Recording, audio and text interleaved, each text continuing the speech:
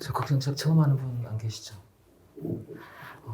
국정책 전체 틀을 먼저 생각해 보시면 일단 기초 개념 먼저 확인하시고요. 국력과 국익, 주권 안보, 무정부성.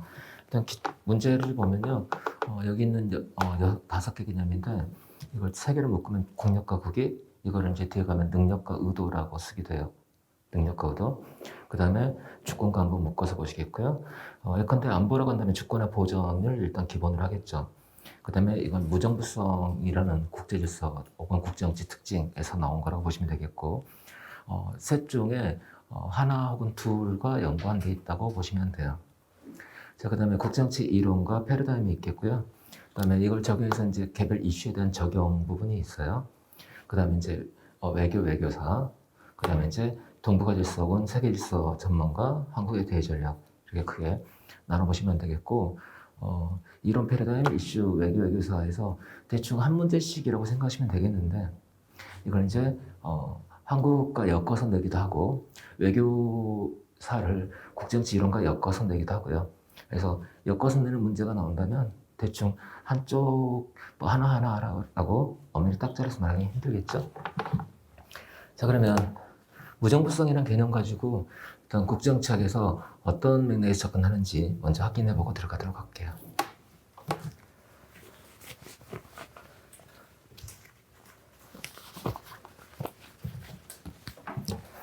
일단 공부했던 거 기억을 되돌아 보시면서, 자, 무정부 상태라는 걸 얘기했을 때 오건스키는 국제 질서란 무정부 상태가 아니다, 위계 질서가 존재한다, 질서가 있다라고 얘기해요. 근데 왈츠나 혹은 나이 같은 사람, 그래서 현실주의나 자유주의 대부분 학자들은 무정부 상태란 디스오더를 뜻하는 게 아니다, 무질서를 뜻하는 게 아니라 초국적 권위체, 세계 정부가 존재하지 않는다는 뜻이다.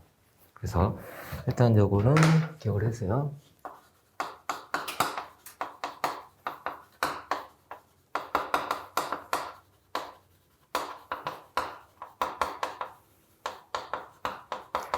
근데 중세로 간다면 교황이라는 일단 서유럽에서 동유럽 말고 비서구 말고 서유럽의 경우는 교황이라는 권위체가 존재했어요. 조정자가 있다는 거죠. 국내 정치와 달리 국제 정치는 이런 권위체가 존재하지 않는다라는 뜻이고요. 이거는 집권적 체제가 아니라 분권적 질서. 이게 의미하는 바는 분권적 질서를 뜻하게 돼요. 중심이 없다고 하는 거죠.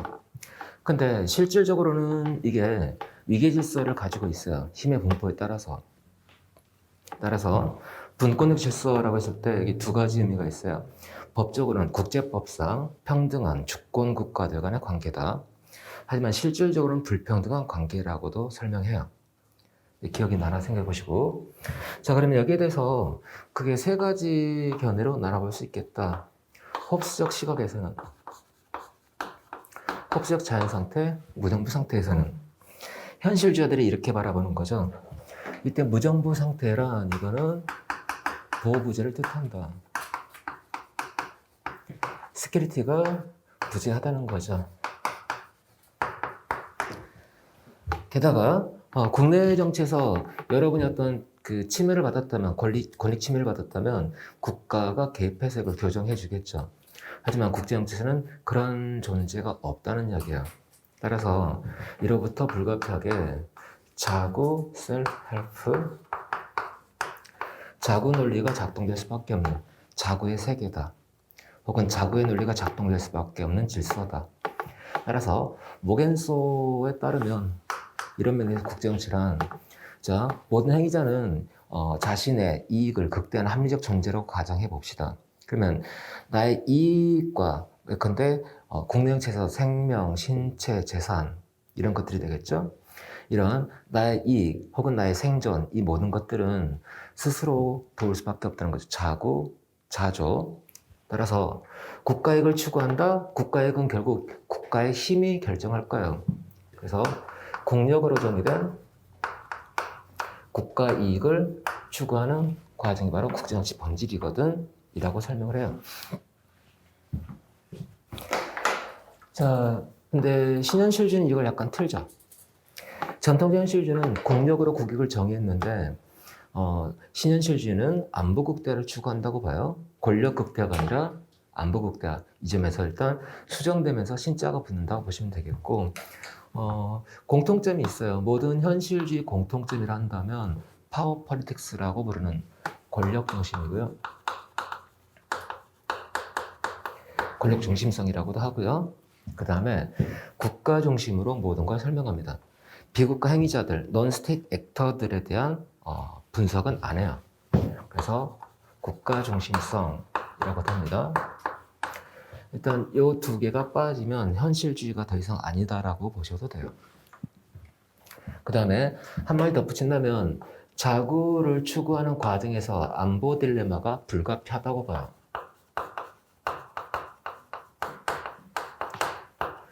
자, 현실주의 이론 일부는 안보 딜레마는 불가피한 게 아니고 표정 보고 일단 난이도 결정할게요. 슈엘러라는 사람은 현상 타파 국가가 하나 이상 존재할 때 발생하는 안보 경쟁이다라고 이야기합니다. 그래서 신고전 현실주의라고 부르죠. 신고전적 현실주의 관점에서는 안보 딜레마가 아니라고 보는 관점이 존재해요. 그 다음에 방어 공격으로 분화되면서 이론이 분화되면서 안보 딜레마 강도가 꼭 높은 것도 아니거든. 아니야, 무지 높을 수밖에 없어. 각각 방어 공격이라고 이해하셔도 되겠고, 그래서 여기에 대한 해석은 달라지는 게 존재합니다. 근데 이 두 개는 변함이 없어요. 변함이 없어요. 근데 로크가 봤던 자연 상태란 헤들리볼은 로크 대신에 그로티우스를 이야기합니다. 그로티우스적 세계, 사회라고 하는데 국제사회론이라고도 하죠. 자, 헤들리볼은 이제 국제법의 아버지라고 하는 그로티우스로 본 거고 나머지 사람들은 로크로 일단 생각하시면 돼요. 그래서 헤들리볼이라는 사람이 나올 때만 이렇게 바꾸시면 되고요. 내용은 그냥 똑같이 잡으시면 돼요. 그러면 로크 봤던 자연 상태 혹은 무정부 상태란 보호부재라고 해석하진 않았어요. 보호부재라고 해석하진 않았어요. 예를 들어서 이제 커이는 이런 비유를 들기도 합니다. 권위체가 존재하는 국내 정치에서도 시장에서 시장 실패가 발생할 수 있어요. 그래서 시장 실패는 시장이라는 것은 권력에서 자원이 배분되는 거 아니죠. 가격에서 자원이 배분되는 거고요. 무정부적 질서랑 똑같아요. 시장 질서는 아담 스미스는 이게 예정주와 가격에서 자동 조정될 것이고 혹은 청산될 것이고 항상 균형 유지될 수 있다고 주장합니다. 그러면 시장을 예를 든다면 권위체가 없더라도 조화, 조정될 수 있다. 조정의 문제라고 표현합니다. 일단 커인과 나이는. 그러면 대체 뭐가 문제냐라고 했을 때 항상 시장 실패가 발생하는 건 아니에요. 이쪽은 국가 간 협력은 불가능하고요. 갈등이 국제정치 본질이거든. 따라서 전쟁이 정상적 상황이고 평화는 중간에 전쟁과 정쟁 사이일 뿐이고 평화가 예외적 상황이라고 해석돼 버립니다. 이 관점은 전쟁은 불가피한 거 아니다 라고 한다면 자, 무정부 상태는 시장과 마찬가지로 어느 상황에서 협력이 가능하고 어느 상황에서 협력이 안 될까 여기에 대한 분석에 초점 맞추는 게 소위 자유주의 견해가 되는데 이거는 자, 보호부재가 아니라 집행력 부재로 쓰기도 하고 이 편보다 약속 이행의 불확실성이 존재하는 상황이라고도 합니다. 집행력 부재라는 표현은 일단 그리코 합리선택 현실주의자인 그리코가 보호부재와 집행력 부재라고 일단 표현했던 거고요. 그 다음에 커엔과 나이는 그냥 집행력 부재라는 표현보다는 약속 이행의 불확실성이라고 즐겨 썼기 때문에 저도 아래쪽 표현을 좋아하는데 답안에서는 어떤 걸 쓰더라도 상관없어요. 다시 말하면 안보 문제가 아니라는 거죠. 합리적 존재로 가정한다 하더라도 셀프-헬프가 항상 문제되는 건 아니에요. 여러분 시장에서 여기 작동되지는 않죠. 이건 예외적 상황이죠. 그죠? 칼을 들고 내 생명을 보호해야 되는 상황은 예외적 상황이 되는 거고요. 자, 그러면 자, 이 상황에서 협력이 가능하다고 보는데 자, 이익을 극대화하는 존재로 가정해요. 이익은 힘이 결정한다고 봤지만 이쪽은 꼭 그런 건 아니라는 거죠. 특정한 조건에서 협력이 가능하다고 봅니다. 협력은 참고로 조화를 통해서 이루어지는 거다라고 봐요. 조정의 문제. 조화가 아니라 조정의 문제라고 봤고요. 참고로 조화라고 한다면 하모니, 코퍼레이트와 하모니 차이점은 얘는 의도적 노력이 없이도 가능한 거라면 협력은 의도적 노력, 의도적인 조정을 통해 달성되는 거라고 보는 거고요. 그러면 어떤 상황일까? 자, 일단 자유지라는 딱지를 붙일 수 있는 첫 번째 이론이란다면 미트라니의 기능지적 통합이론이 되겠고 하스의 신기능지도 있고요. 그래서 통합이론에 따르면 공동체를 구성하면 한다면 통합이론에 따르면 지역 통합을 통해서 협력 가능하거든. 자, 그래서 동북아에서 혹은 동아시아에서 안정적인 협력의 조건으로 하스는 다원적 정치 체제가 존재할 것. 이 영내 국가들 모두가 다원적 정치 체제일 때 협력이 가능하다고 봐요. 근데 중국 아니죠, 북한 아니죠. 그다음에 필리핀도 좀 애매하죠. 태국도 좀 애매하죠. 그죠? 그다음에 미얀마는 더더욱 아니고요. 뭐 이런 식으로 설명하기도 합니다. 자, 그다음에 상호전론에 따르면 복합적 상호전론에 따르면 상호 의존성이 심화된다면 협력은 가능해진다라고 이야기합니다. 여기서 왈츠가 비판하면서 커엔과 나이는 이거를 수정하면서 나온 게 신자유 제도주의입니다. 신자유 제도주의. 근데 공통점이 있어요.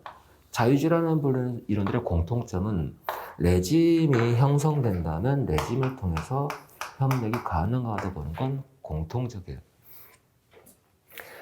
게임 이론에 따르면 굳이 레짐을 설명하지 않더라도 협력 가능하다고 하겠지만 레짐이 형성됐을 때 협력 가능성이 확 올라간다고 일단 이해하시면 돼요. 그래서 레짐이 형성된다면 레짐와의 협력이 가능하다. 그래서 Cooperate under Anarchy인데 이거는 리미티드입니다. 제약 조건에서 협력이 가능하다. 그냥 협력된다면 이상주의가 되는 거고 리미티드 코퍼레이트 하면 이쪽이 되는 거고요. 그냥 완전한 협력 혹은 하모니 한다면 이상주의적 시각이 됩니다. 물론 이 관점에서 둘은 똑같아요. 이상주의나 자유주의나 그냥 자유주의로 퉁칩니다. 그 다음에 기타 자유주의 이론도 있는데 일단 생략하고 답안지에는 여기 있는 얘나 얘를 중심으로 서술하는 걸 권해드리고요.